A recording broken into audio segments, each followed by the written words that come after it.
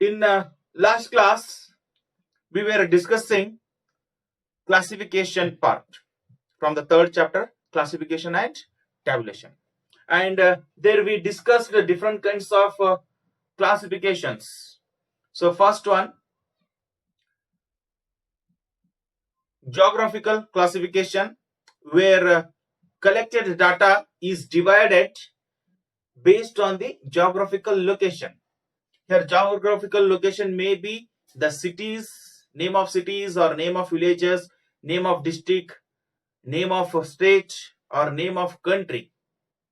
So depending on the circumstances and situations and the data wideness of the data, we divide the areas. Okay, and best example which I have given is coronavirus details. So in the newspaper you can see one table which is telling revealing the corona cases, number of corona cases in different countries, America, India, Brazil, etc. And another table which shows entire India, different states, Maharashtra, Karnataka, Uttar Pradesh, like that. And within Karnataka, another table in a local page, it shows district wise, Dharwad, Belgaum, Bangalore, Bidar, Bijapur, like that, different districts. So their classification will be done based on the geographical location. And the second one is the chronological classification. So here the given data is divided based on the happening of that event, that is the date, time. So based on the time it is divided here. So the time may be minutes, seconds, hours, days, weeks, months, year, quarters, or maybe decade or even centuries. So population census conducted once in a 10 year. So their time span is 10 years. So 1951, 1961, 1971, 81, like that we collect the data there and we represent after 10 years. So when it comes to sales data of any particular companies, then we take monthly sales, January, February, March. And production. So production we may take in on daily basis. What is the total production per day in a week, or maybe weekly production, or maybe monthly production. And when it comes to profit we look at once in a year. So 2010, 2011, 2012, 2013, like that, here we write the or classify the data. So here for second one is chronological classification, and third one is a qualitative classification.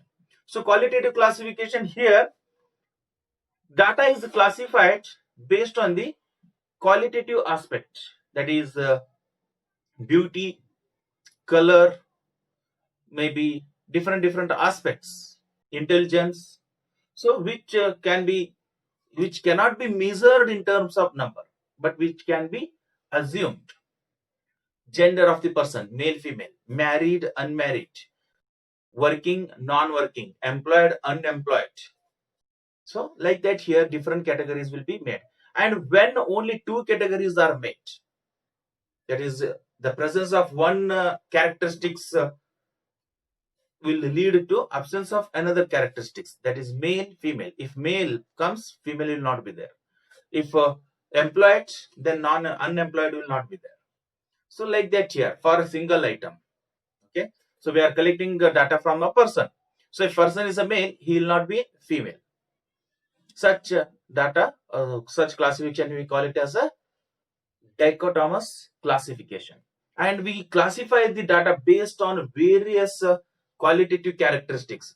For example, male, female. Then again further we divide married, unmarried. Then again further we divide educated, uneducated, employed, unemployed. So various categories, here we divide the data.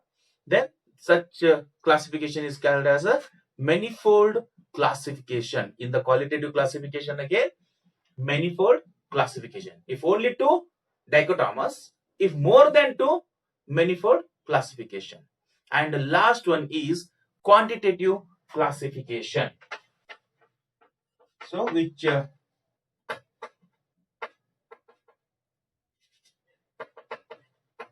quantitative classification.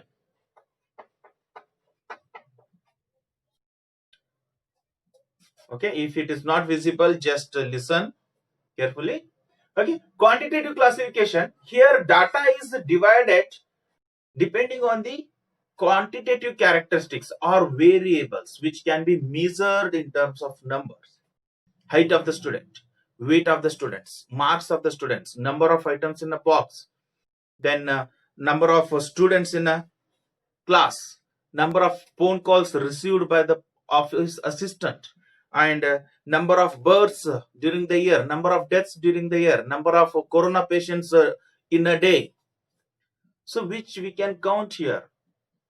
So these data will be prepared in a table which is called as a frequency distribution table.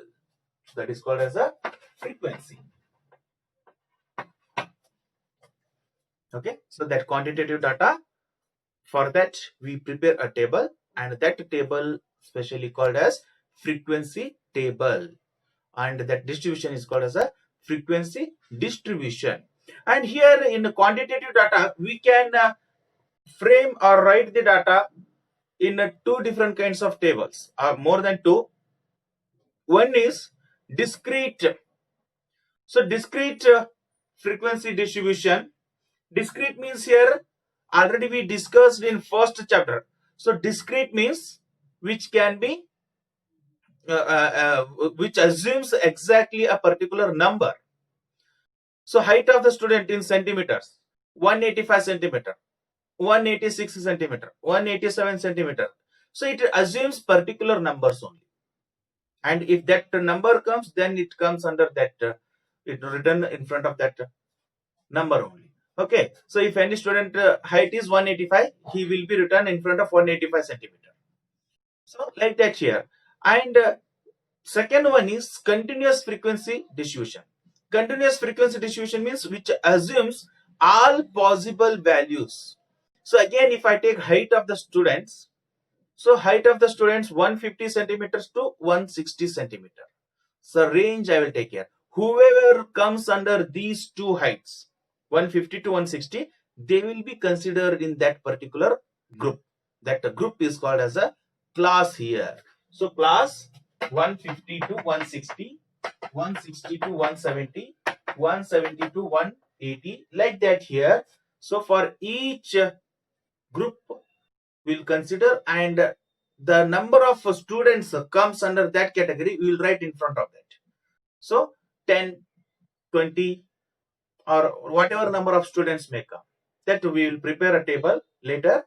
And here the items measurements, what measurement we take, that is height of the student, we measure that, we call it as a discrete variable or continuous variable. If we take in a group or range, then it is a continuous variable. If you take a particular number, then discrete variable, and which we count number of students, that comes under a frequencies, that is called as a frequency. So discrete frequency distribution and continuous frequency distribution, two kinds of frequency distribution. Again, continuous frequency distribution we divide it further. So here continuous frequency distribution may be open-end class. Open-end class means opening we can't start with any particular number. So, and end class, last class, we don't close it with a particular number. For example, height of the student. So in a college, the student height particularly on an average certain number will be there. So almost all the students will be above 5. Very few students may come below 5 feet.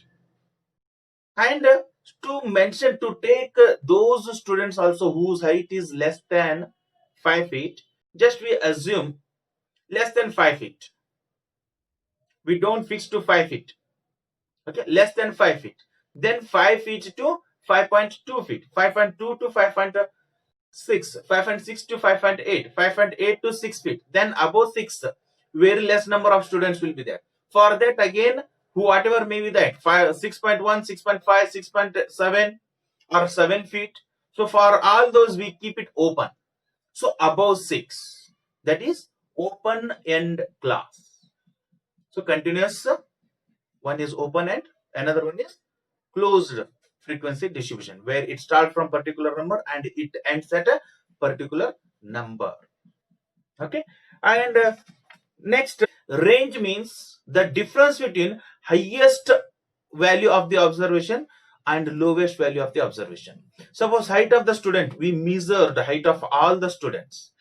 Then lowest height is suppose 145 centimeter, and highest height is suppose 190 centimeter. Then the difference between these two, 190 minus 145, so 45 is the range. So that is required in preparation of frequency distribution.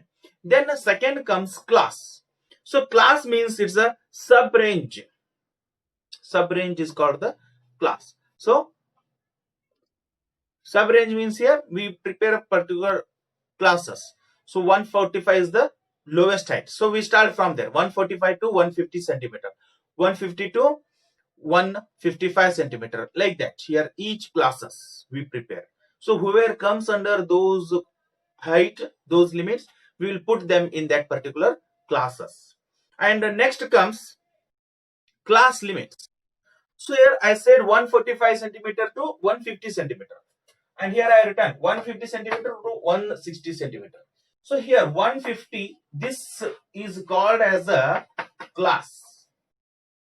150 to 160, 160 to 170, 170 to 180. These individual groups are called as the classes here. And here, these two numbers, starting number and ending number, these called as a class limit. And here, since these all values in the beginning, they are lower, less number. Okay, so smaller in number, so it is called as a lower limit. And this number, which will be a bigger always, so it is called as a upper limit. So this is a class, this is lower limit, and this is upper limit. Okay, and whatever number comes in between these two numbers will be written in front of this. Suppose our student height is 151, so here you will mark them. If student height is 165, then in this group we'll mention it. So like that we go on mentioning the students in which group they comes. And the next term here, inclusive class and exclusive class. So these two difference we have to remember always. So inclusive class, exclusive class. What is the inclusive class? So inclusive class is that class which includes the upper limit in the same class. And exclusive class, where the upper limit is excluded from the class and it is included in the next class. So here 150 to 160 is there, and here 160 to 170 is there. Now the confusion is, if the student height is 160 centimeter, whether he should be considered in this class or in the next class. That confusion will be there. So what we do here, we exclude him from this group. We don't consider the student in the first class here. We take him in the next class. If the student is exactly 170, then we don't take him in this class. Instead, we take him in the next class. So here upper limit value comes in the observation. It is excluded from this group and taken to the next group. So what number, up to what number we take here? If the student height is 159.99, then also we take him in this class. If it becomes 160, then it goes to next class. Okay, that is what exclusive class interval. Okay, and inclusive class interval. So inclusive class interval will be written like this: 150 to 159, 160 to 169, 170 to 179, 180 to 189, like that here. So if any number, no confusion at all here, because whatever is the upper value here, if that value comes, it will be taken in this class itself. Okay, so suppose the student height is 160, no doubt he will come here, and if the student height is 159 centimeter, he will be taken in this class 150 to 159. So upper limit is included in the same class, that is inclusive type of class interval. Next term is correction factor. Correction factor, which is important one. This correction factor is calculated to convert the inclusive type of class interval to exclusive type of class interval. Okay, this is very important one. Just listen. If the class interval is 140 to 149, 150 to 159, 160 to 169. So inclusive type of class interval where upper limit is included in the same class. So now we want, if inclusive type of class intervals are there, certain averages cannot be calculated and that table cannot be utilized for the certain calculation, further calculation or analysis. Then we have to convert it to exclusive type of class interval. But here 140 to 149 means the range is 10 again here. So because 140 is also included in the same class and 149 is also included in the same class. So 140, 41, 42, 43, 44, 45, 46, 47, 48, 49.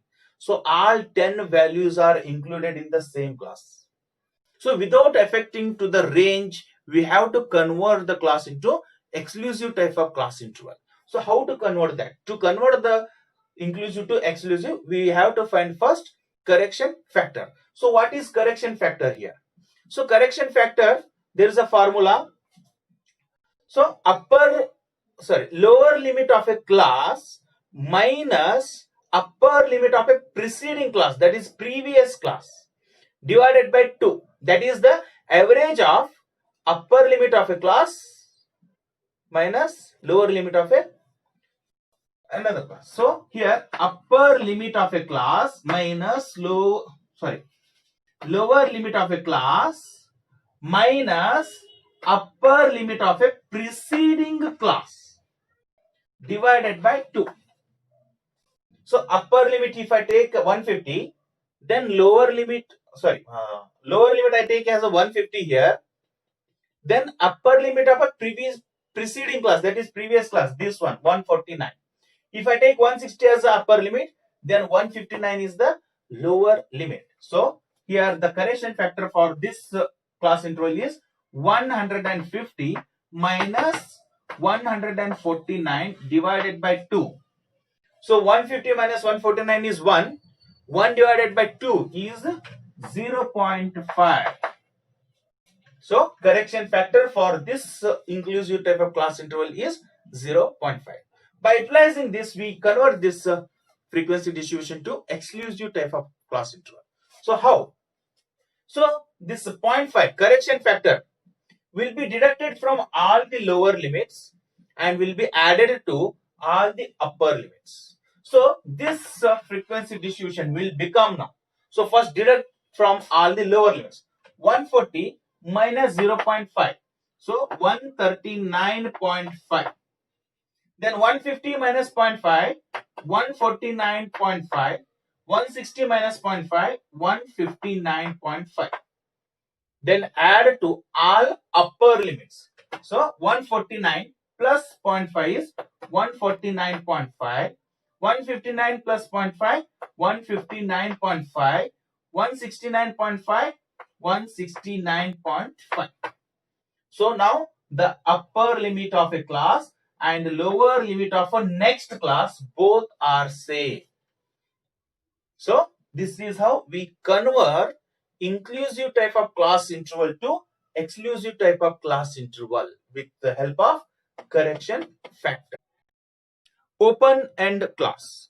So open end class will be like their age of the person less than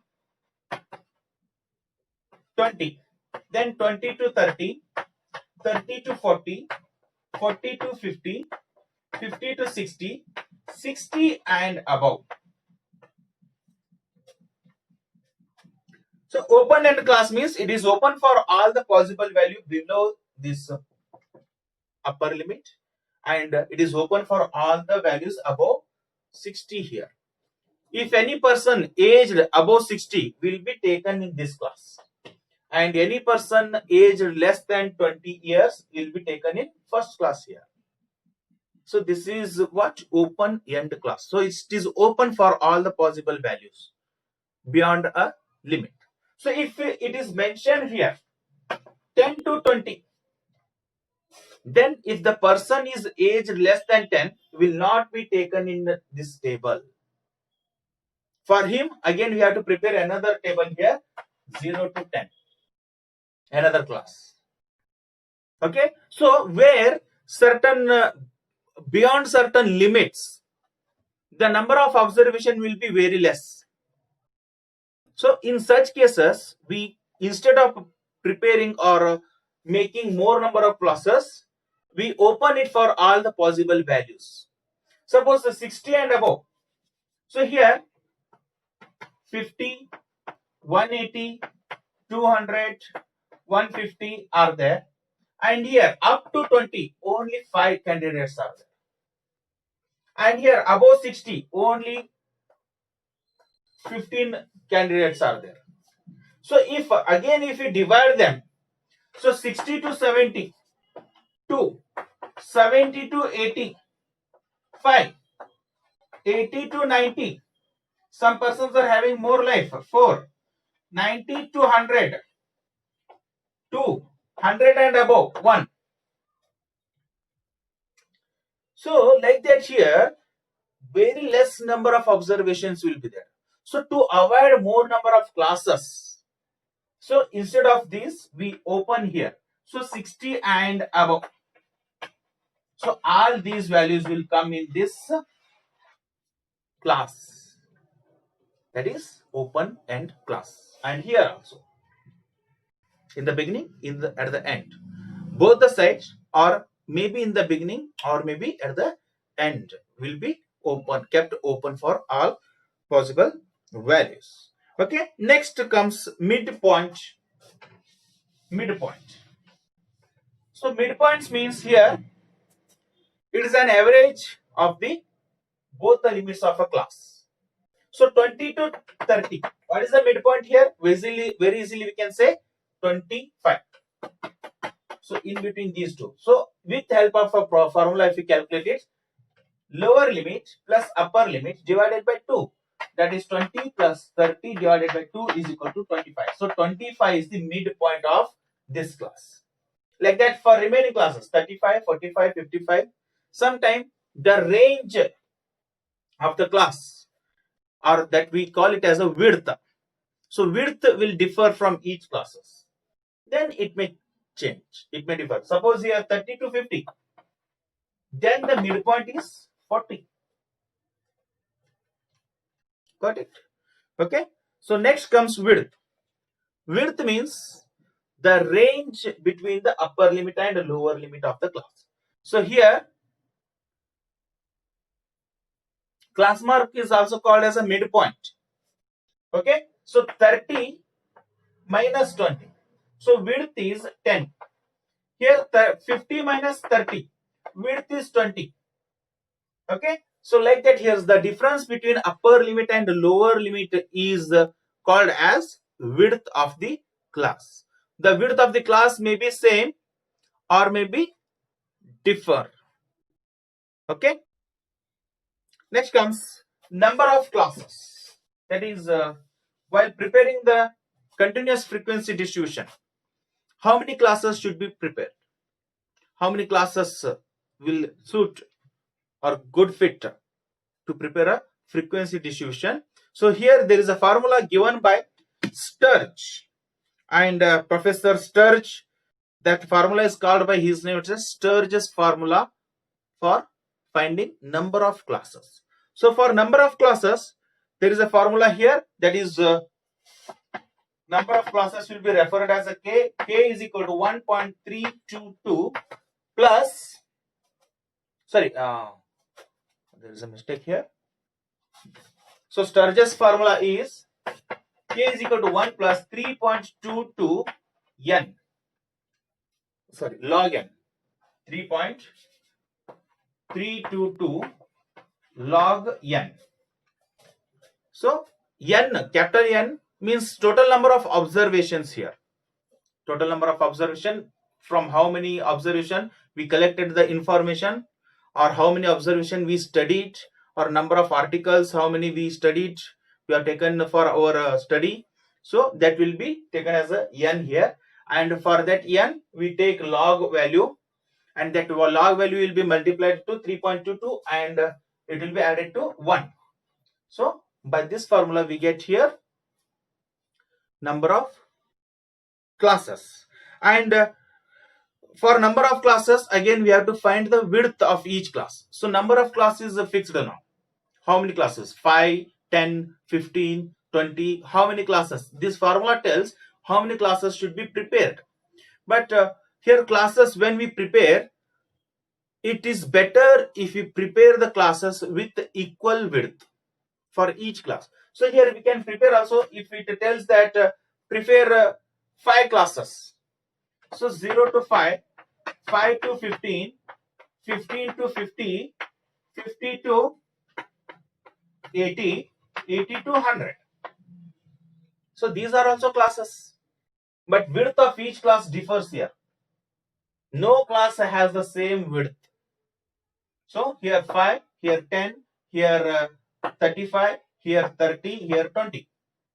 So if width is not equal, for certain averages we cannot calculate. So it is difficult to analyze the data.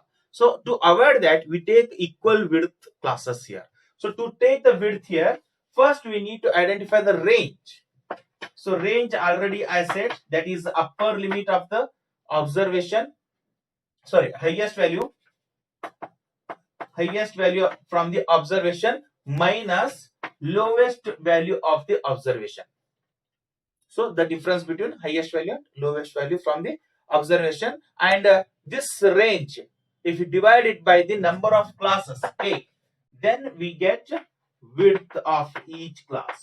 So here range divided by k, number of classes. So now number of range is 100. So lowest value is 0, highest value is 100. Then range tells 100 and k is suppose 5. 5 classes you prepare. Then 100 divided by 5. So range, width of the class is 20. With the width 20, we can prepare the 5 classes here. So starting from the 0, so it tells now 0 to 20, 20 to 40, 40 to 60, 60 to 80, 80 to 100. So both things satisfied. One is number of classes, it's given by the formula is 5. So 5 classes are there.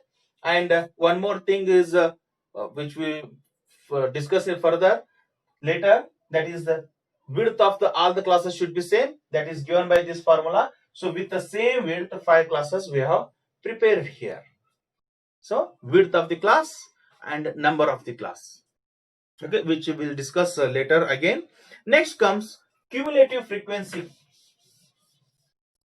So cumulative frequency means, if suppose this is 0 to 10, 10 to 20, 20 to 30, 30 to 40, 40 to 50. So this is a class interval and frequencies 2, 5, 10, 8, 4.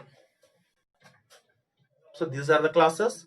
Now this is called as a common or general class interval or class frequency distribution.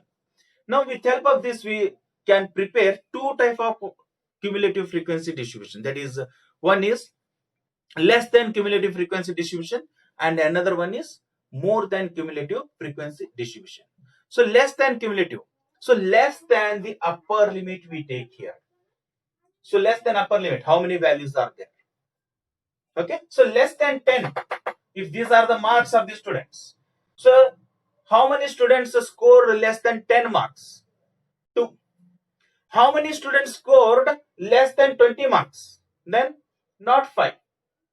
Because 2 students score less than 10 means they are also less than 20. So that we can find with help of here cumulative frequency distribution. So here for that we convert this into cumulative. This is first upper limit, then cumulative frequency, that less than cumulative frequency.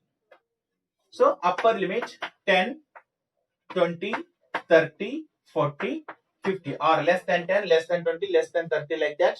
And cumulative frequency here, first frequency as it is, then to this cumulative frequency we go on adding next frequencies. So 2 plus 5, 7, 7 plus 10, 17, 17 plus 8, 25, 25 plus 4, 29. So if anybody asks us the question, what is the number of students who score less than 30 marks? So by seeing this table, you can tell directly 17 students scored less than 30 marks. So this is what? Less than cumulative frequency, where for less than value, that is for upper limit, we can tell the number of observation. Second comes more than cumulative frequency. So more than cumulative frequency means for lower limit we tell more than 0 marks. More than 0 marks scored by how many students? So all will come. If somebody asks more than 20 marks, how many students score more than 20 marks? So more than 20 are above this value. So 10, 8, 4, 22. So that will be prepared here like this. Lower limit are more than 0, more than 10, more than 20, more than 30, more than 40, not more than 50. Okay. Then more than cumulative frequencies. So here start from the last value or else take the total. Okay. So here 4 plus 8, 12 plus 10, 22 plus 5, 27 and plus 2, 29. So more than 40 marks scored by how many students? Only 4 students. More than 10 marks scored by how many students? More than 10 marks scored by 27 students. So more than 30 marks scored by 12 students. So like that we can tell it easily. So, and this more than and less than cumulative frequency distribution will be used for to find some other values, partition values and certain averages also. Okay. So frequency density per is the frequency per unit of the class interval is called frequency density. That is frequency per unit of the class. So here 0 to 10 means total 10 observation will be there. 0 marks, 1 marks, 2 marks, 3 marks, 4 marks, like that. So here total observation are 2. Means per marks how many students are there? Okay. So that is for each marks how many students are lying. So here it will be got by calculating with help of a formula, that is the frequency density. Frequency of the class, frequency density is equal to frequency of the class divided by width of the class.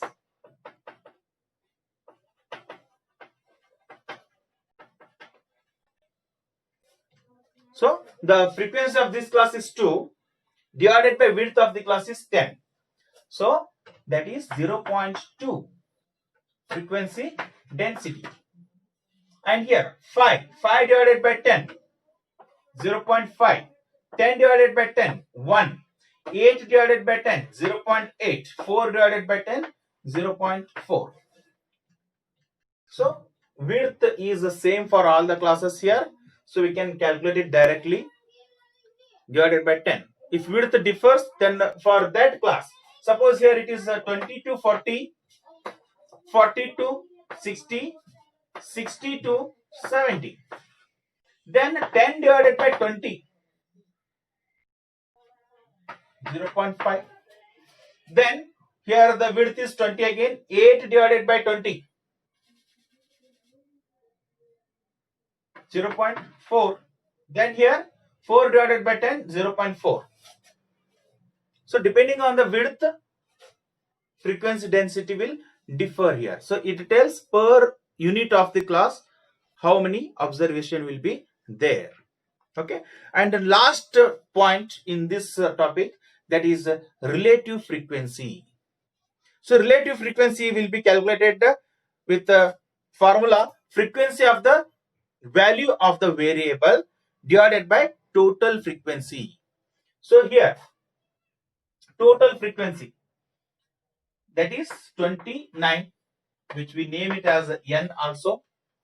Okay. So and for each class or for each variable, what is the frequency? That frequency will be divided by what here? Total frequency. So relative frequency is equal to 2 divided by 29, 5 divided by 29, 10 divided by 29, 8 divided by 29, and 4 divided by 29. And the values will be, okay,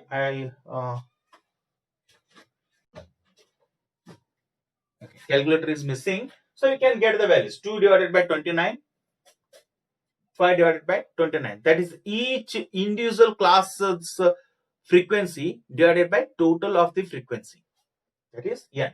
So 2 divided by 29, like that.